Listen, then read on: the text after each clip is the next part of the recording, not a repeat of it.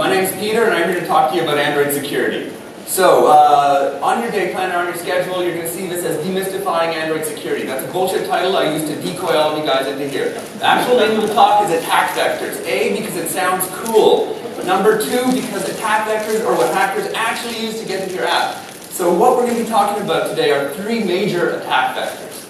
So the first one is going to be your network layer, your communications layer. And that's the one that's like totally the most important one, but it's also the one that's easiest to protect, and that's great. We're also going to touch, while we're talking about that, while we're talking about the network, we're also going to talk about HTTPS, what it is. A bunch of you probably already know this, but whenever I talk about this, everyone always kind of goes vague and glassy-eyed. So we're just going to kind of demystify that, if you will. What else? Oh yeah, certificate pinning. But more on that later. After that, we're going to be talking about the storage layer, where to store your users' information, when is it safe to store your users' information locally, and how you want to do that. And finally, we're going to talk about what your application code can actually divulge about itself. So we're going to talk about decompiling apps and just generally what your code can divulge about itself. So right, a little bit about me. Thanks, Mark, for the introduction.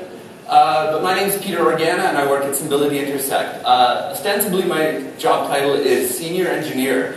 But really what I do is I do Android code, back-end code, I do web, so JavaScript and such. And in my darker days, I've actually done a Windows Phone project, but let's not talk about that, okay?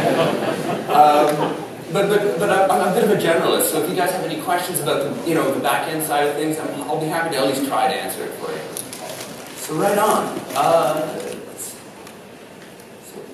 Why am I doing this? I have made a ton of mistakes getting into this job. Like, holy hell, have I fucked up. And what I'm wanting to do is not make the same mistakes I have. The stuff I'm covering here is like super general. I'm not going to be going into bytecode, I'm not going into the nitty-gritty. I'm kind of covering why we're protecting Android. So I don't want to talk about hows. I'm not going to be prescribing solutions to problems. I'm going to be suggesting a few. But I don't want to tell any of you guys, hey, do this, because solutions change year to year. But what I want to be talking about is I want everyone to have an empathy for the user. I want everyone to have an empathy for a client in their kind of situation. I want to say why we're protecting our users. And then we'll talk a little bit about how. But how doesn't matter. How changes year to year. Right. Oh gosh. Well, that's fine. Hold on. Everything's fine. So right.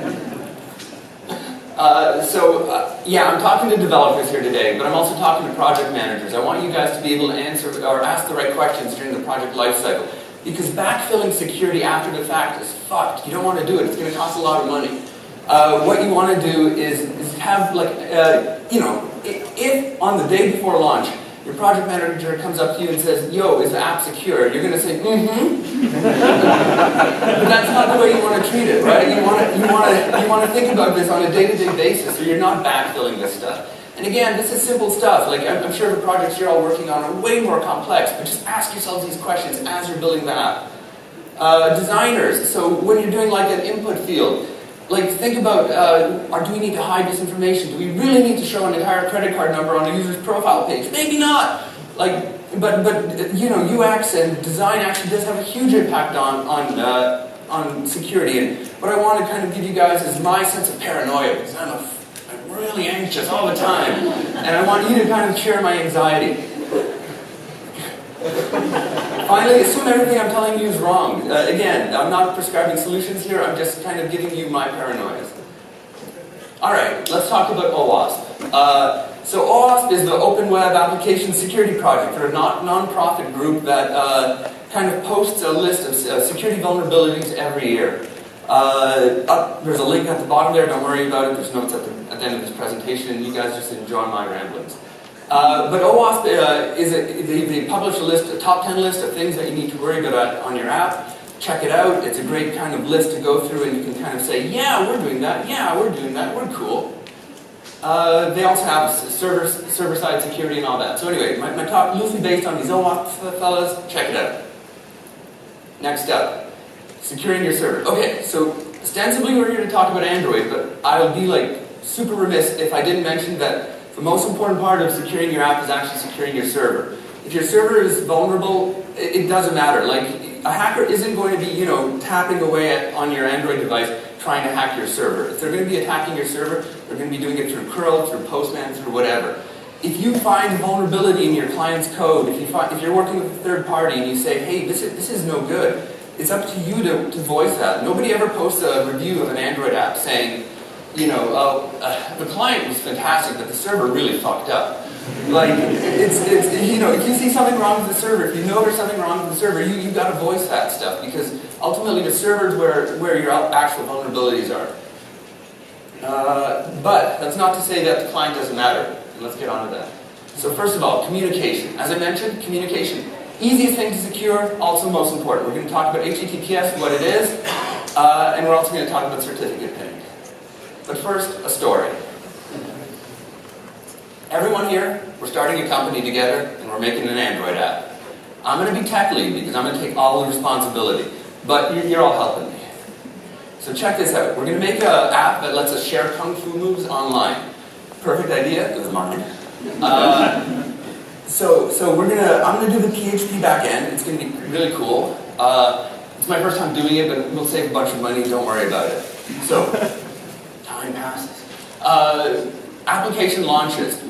My mom loves the application. Not a lot of users, but my mom loves it. Every day she goes to the web cafe, logs onto the free Wi-Fi, shares her kung fu moves. Awesome. Until I get a call at 2 a.m. Mom says somebody's hacked into her account and is posting kung fu moves under her name. Disaster. So, what happened?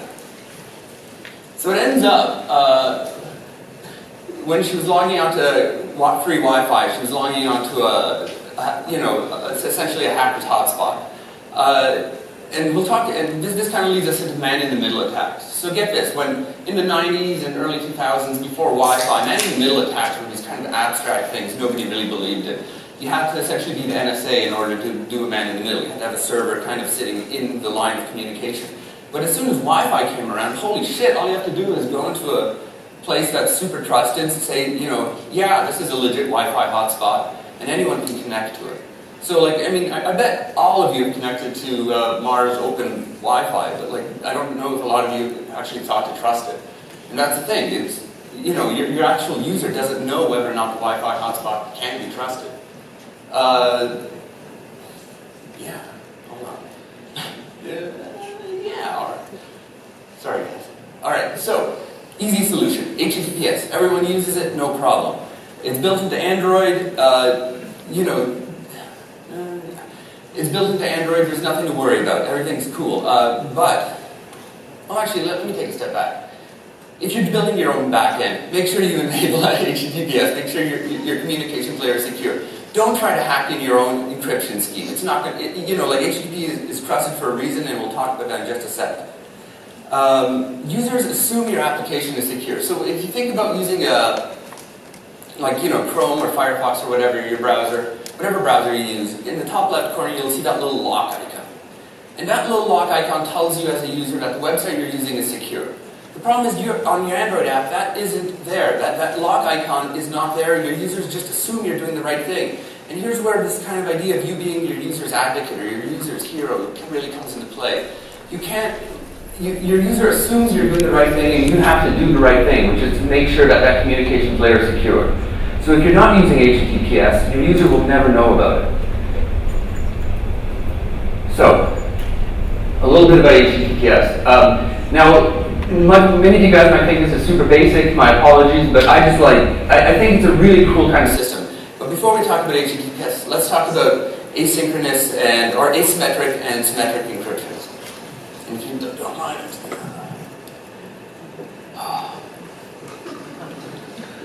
thank you. So check this out. Symmetric encryption. Analogy time. Mario and Peach each have a key. The key is exactly the same. It is a copy. They can each open this box, and they can put messages inside the box and send the box to each other. And this is the analogy for symmetric encryption, that anyone who has the key can encrypt a message, and anyone can unencrypt that message as long as they have the same key. Cool? So Mario takes the box, opens it up, puts a message inside of it, closes the box and locks it. The message is now encrypted. He sends that box over to Keek. She opens up the box, takes the message out, unencrypted. Cool. Now we're going to talk about asymmetric encryption, which is, you probably know this as public-private key. And here the idea is that Mario is super loose with one of his keys. There's two kinds of keys. There's a private key and there's a public key. So Mario has the only key that can actually open the box. He's the only one who can open the box and read the messages inside of it. But he's super loose with his public key. He gives it to everybody, like absolutely everybody, because that key, that green key, that public key, can only close a box. It can only lock it. So he gives his key to everyone. They can lock this box, put their messages inside it, send it to Mario. Mario can open the box and read the message. That's his private key. And the cool thing about this is that anybody with this public key knows that only Mario can open this box. They know that nobody's going to intercept this message and read it, right? This is a really dope system because it gives you this ability to have trust that your message, when it's sent out, is actually going to be read by the person it was intended for. So this leads us to actually, what is HTTPS anyway? So first, let's introduce our actors. First, we have our phone, or your mobile device, and next we have our server.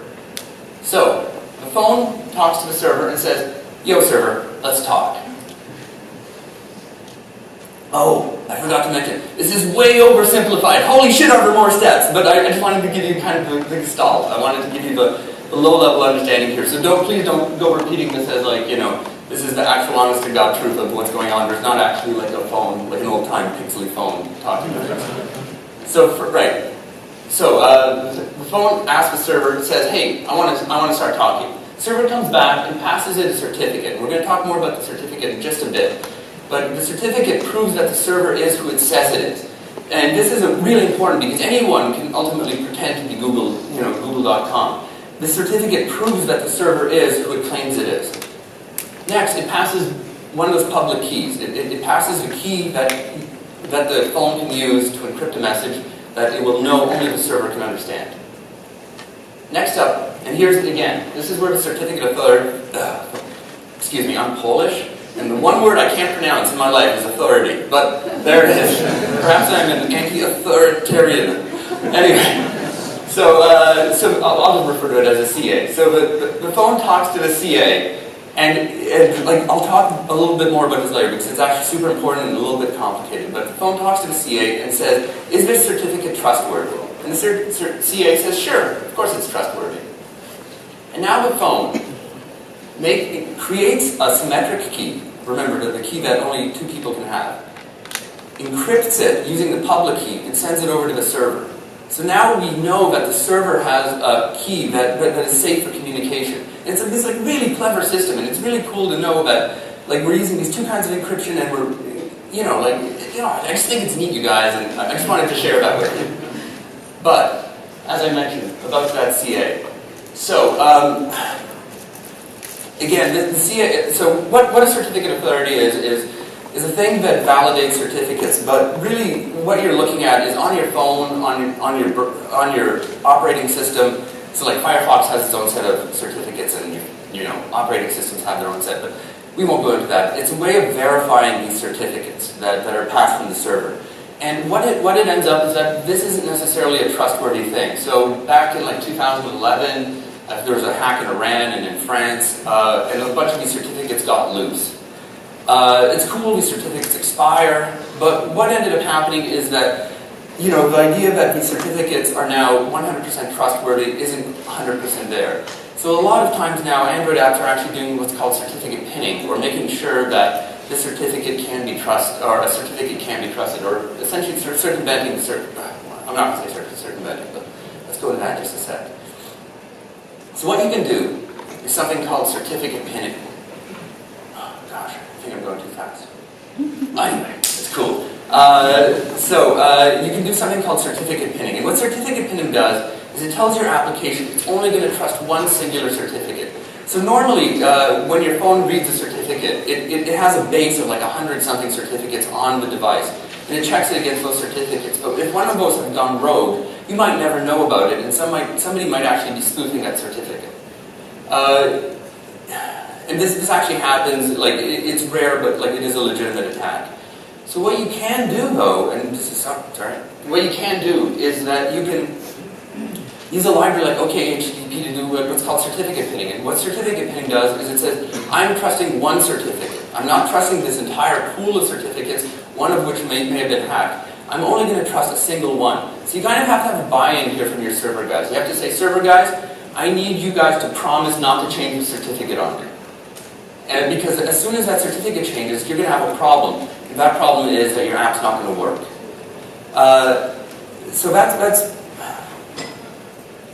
So what you do here is, because, as I mentioned earlier, certificates do expire over time. And when they do expire, your application is essentially going to go dead. So you have to have something called, you need some sort of mechanism in the background to make sure your app is updated as soon as the certificate is updated. So what you do is essentially you can create a scheme where you're talking to a third server, something that's on a different network, because otherwise, your HTTP stream is going to go down. Or you just tell your app that if it ever sees an untrusted certificate, you just pop up an app and say, hey app, you need to update. Because people don't always have forced update turned on. So even though you push a new certificate, you can't guarantee that your entire user base is going to have it. So you need some sort of mechanism to update your application if the certificate goes rogue. Okay, I just wanted to put a really quick example of just how simple this is to do. All you're essentially doing is, this is OKHTTP, super common library. You say, I'm going to do certificate pinning. This is the public hash of my certificate. It's like ridiculously easy to do, but remember, the troublesome part is making sure your server guys are on board. Okay, network, done. So let's talk about storage a little bit. Let's talk about Android storage and where can we actually keep stuff. Yeah, so cool. So back to story time. So despite our earlier security mess-ups, the application's actually doing well, and we've actually, added people to our team, including salespeople and UX people. So our sales and UX people say, hey, you know what? Maybe we should start selling Kung Fu moves online. And I think that's a great idea. So let's do it. We're going to create a SQL database on our Android app to store our users' financial data. No problem. SQL is super safe. And let's go to market. That's an open Pokeball, by the way. But so guess what? Mom calls 3 a.m. Her credit card number got nabbed. I'm like, Mom, what happened? Well, it ends up she sold her phone. And that's really all it takes. So it ends up that actually Android storage isn't all that safe at all. Like, this is a legitimate, this is a shared preference file right off of an Android device. I got it off of the device using ADB backup. Super easy to do. It's kind of ridiculous how simple it is to just pull storage off of an Android device. That's a working email address, by the way. I'm really proud of it. But what I'm getting at is that actually Android storage, not all that secure. And yeah, again, we need to advocate for the users here. Like, some people say, hey, it's not a problem if the user loses access to their phone or if they get their phone stolen. But no, like, people sell their phones, people get their phones stolen. It's like a normal thing. We can't user blame and say that it's our fault. It's not our fault. Why wouldn't you clear up your phone? Well, maybe my mom doesn't know how to clear her phone. It is a normal thing. I think we need to have like proper empathy for our users. We need to actually consider how we're storing our data. So let's talk about levels of storage. Storing stuff in SQL, not safe. Shared preferences, as you saw, not safe. At the very least, you can allow backup false in your Android manifest. It makes it a little bit harder, but rooted devices will have no problem grabbing that data. Absolutely use shared preferences, but maybe use it for actual preferences, like, yeah, please send me emails, whatever. But it's not a safe place to put things. Next up, we've got encrypted storage. So this is where a lot of people kind of do custom encryption schemes. So you might have local symmetric encryption. You'll hold a key in your Android code and use that key to encrypt and decrypt data. Fine, but people can decompile your apps, grab that key, and read it. So then people say, fine, let's use Android Key Store, because Android Key Store is a place that's ostensibly made to store Android keys, to keep Android keys safe or store encryption data. And in fact, we store a lot of data at Stability Intersect in our Android store, but we do stuff that we know that if it ever gets out of our hands, we won't be upset about it. So this is a. Well, let me just check my notes here. Yeah. Okay. So let me just go on about Android Key Store just for a minute, in case anybody's not familiar. It is a place to store encryption keys. There are libraries. There are libraries that help you use it and to pull information in and out of it. But again, not 100% trusted. So if you go online, you'll find vulnerabilities for Android Key Store, and we can't guarantee that Android Key Store will be safe in the future. So finally, we've got level 3, which is, don't store any information on your phone at all. Just keep it all in the cloud, keep it all on your server. And it's going to be a contentious issue. Some of you guys are going to be pissed with me for even suggesting it, but if the data really needs to be secured, don't store it on your phone at all. Just keep it on the cloud. We're going to talk a little bit about storing passwords locally. Mostly I'm going to say don't do it. The problem is a lot of people use their login and password in more than one place. So if you're making an app for a client and they say, hey, we need you to store your email address and password for the user for quick login, that's no good, guys. That login and password might be used again on Facebook or on their app or on their Gmail account. Like storing, it's like one of the most irresponsible things we can do is to actually store a username and password on an app. What you can do instead are use what are called session tokens. And I bet everybody here knows what a session token is, but just in case, when you send a login and password to a server, the server can push those two things together, create a random key that will represent your login, and it'll send that key back to the client. The client can then send that random key to the server again and again and use it to re-authenticate the user. Just make sure that this thing expires. If your session token never has an expiry date, then it might as well just be a login into your server. Cool. Hey man, how much time do we got? That's okay. All right. So let's talk about reverse engineering and data leakage. So back to stories. Our Android app, despite its earlier security problems, is doing great. We've got a ton of users. Everybody's using it. Everybody's sharing their goddamn kung fu moves. It's wonderful. But there are clone apps on the store, which is cool. Everyone's still downloading ours. And we used a weird spelling of kung fu, so sometimes people have a tough time finding our app. But that's all right as well. Everything's fine. Except, Mom, when she got that new phone, she had trouble finding our app, and she ended up downloading a clone app, which ended up sending text messages to Indonesia, and now she has a $5 million phone bill. So it's a little bit of a far-fetched story, but it is true that people do decompile Android apps. And I'm using an example here of Desert Golf. I don't think any of these ever clone apps are hacks or anything, but it's just to show that finding similar applications online is pretty easy to do. But in short, decompiling an app is ridiculously easy to do. I'd recommend all of you pick up something called Dex2Jar, which is an app. It's an app that lets you decompile APKs, look at the source code. It's fun to do just before you ship, because you get to see how easy it is to read the actual application code of your app. So, easy solution, and again, I don't want to prescribe solutions, but ProGuard is what we use at Stability. There are applications called ProGuard and DexGuard, and what they do is they obfuscate your code, make it harder to read logs, and it shrinks and optimizes your code as well. So I'll show you in just a sec what obfuscated versus non-obfuscated code actually looks like. But before we do that, let's talk about the headaches. If you are going to be doing code obfuscation, do it at the beginning of your project. The worst thing is finding out that your code doesn't compile because you've applied ProGuard to your code. It is nightmarish, you guys. Like seriously, try to have a production build up that actually uses ProGuard, obfuscates your code. It'll save you a lot of time in the future. Also, stack traces get really difficult, so you have to create mappings of your application. I'll show you why in just a sec. So, hopefully you can see, yeah, it's barely readable, but what you can see up top is an APK that was not obfuscated at all. Just open that up in Dex jar, and below is an obfuscated piece of code. So what I'm trying to show you here is that obfuscated code is totally readable, but it becomes much harder. So, you know, if somebody is really dedicated, they can probably find a secret key inside of your code, but makes it way harder to do.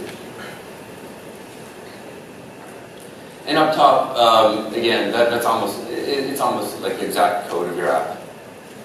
So, what else can we do besides just pro-guarding the app? One of the recommendations, not my recommendation, but one of the things you can do is actually start writing C++ NDK or native development kit libraries. This becomes, you need to have a really dedicated individual who's going to decompile your app and pull out the NDK and read it. Again, this is just levels of obfuscation. Like, it'll never be 100% safe, but you just make it so difficult that the next guy over is going to want to find an easier target. One thing to say about obfuscating NDKs or C++ libraries is that if that library is tiny and only contains like one secret key, it'll be pretty easy for the guy who's hacking it to figure out what's in it. Android safety net. So this is something that I don't actually have a lot of experience with, but in my research I just see it again and again. And there's this thing called the Android Safety Net API.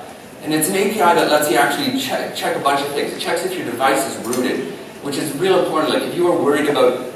Actually, let me talk about this for just a sec. The first people who actually used Safety Net, or one of the first people, were the Pokemon Go people. Because people were like spoofing Pokemons on their phones. And they were doing it with rooted devices. And like that's a perfect example of when you're actually super concerned about the bytecode. When you're doing a lot of processing on the client, you're not offloading it onto the server. So Android Safety Net checks if your device is rooted. It has a safe browsing check. It has capture support, and finally you can see if other apps that are on your phone are unsafe. Okay, remember the hodgepodge of paranoia? This is time for rapid fire. So, untrusted third-party libraries.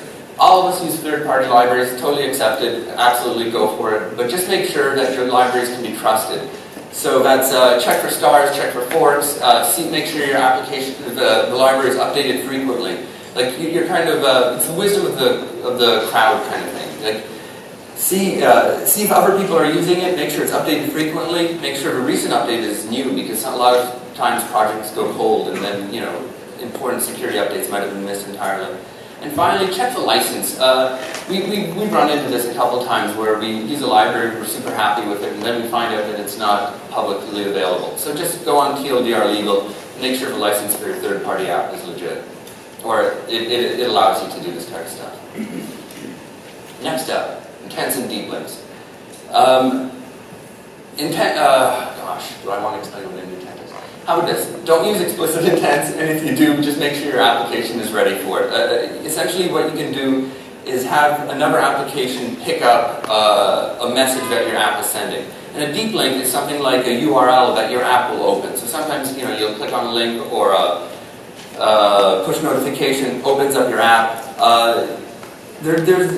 These can be exploited, and the easiest way is if you say you put a URL inside of your deep link. That might actually force your app to open up another website, and that's no good for the user because they trust that your push notification is legit. So just make sure your deep link is handled by the app correctly.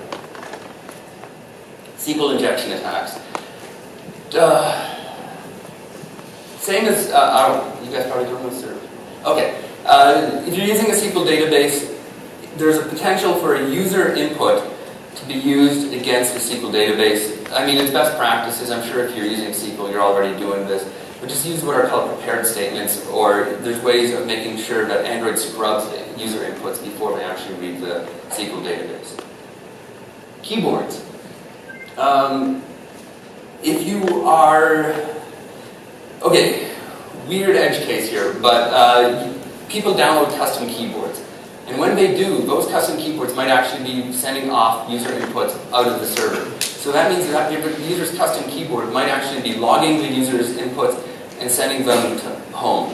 There's a couple things you can do about this. I haven't actually tried this stuff myself, so I'm a little wary about it, but you can check for the kind of bytecode the keyboard accepts, and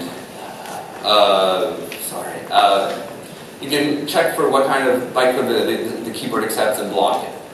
Also, watch out for autocomplete. So users might type in something sensitive into a field, and that will go into the user's dictionary, and somebody might be able to grab the user's autocomplete dictionary and read that data back. These are kind of like high-level things that most of your apps don't need to worry about, but I'm just mentioning them because they are like legit possibilities. And finally, clipboard. So the user might have copied and pasted their credit card number, for example, and when they exit the activity, they might have somebody might be able to paste that out. So easy thing to do is just clear the clipboard or populate the clipboard with an empty string when you go on pause. Screen capture. So here, I'm showing this, like a backgrounded Android application here because this is actually a legit thing. When you background an Android app, it doesn't actually background the app itself. It takes an image of your Android application and sends it off to the background, but it actually saves that screenshot. And what that means is if the user backgrounded the app on a really sensitive screen, somebody might actually legitimately be able to read back that screenshot and use it against you. So easy thing to do here is you set layout params flag secure on your activity that needs to be secure, and all of a sudden that screenshot will just end up being a gray blob. Additionally, you can use that to stop screen readers. So you might have you might have an app running in the background that's actually capturing video of your user's application, and that can be used again for nefarious means. So, Peter, are you saying we're screwed? There's a lot of things here, and it gets kind of scary, but that's not really what I'm trying to tell you guys at all. What I'm trying to say is you guys are heroes. Security isn't that tough, really. You make sure your network layer is secure, you do everything you can, like you make sure that certificate pinning is implemented, you make sure when you launch your app that HTTPS is actually activated, because hell, a lot of people apparently disable HTTPS for debugging purposes and then forget to turn it back on. It's apparently one of the #1 vulnerabilities. You make sure that if you're going to store data, you make sure you do it for the right reasons. So if you're going to be storing login and password, well, you don't do it. You do a session token. But you don't store the session token in shared press. Encrypt it locally, So if somebody's going to get at that session token, at least they're going to have a tough time of it. And finally, if you're going to store really sensitive data, like stuff you'd never want to escape, just store it on the server and forget about the client entirely. And it might be not the ultimate user experience, and you got to talk to your UX people, you got to talk to your designers, but you got to make sure that you do the right thing. And finally, you make sure your bytecode is safe. Now, it's never, as we showed, it's never going to be 100% safe, but it's going to be, you just make it hard enough that the hacker has to jump through some hoops and maybe they'll attack somebody else. Shitty thing to say, but it's the right thing to do. And finally, there's a hodgepodge of security. So again, I'm not going to go over that stuff again, but what I'd recommend is just hit up the OWASP top 10, go over your checklist, make sure your app is secure, think about your users, don't leave security for the end of the project. And I think I'm out. Thank you guys.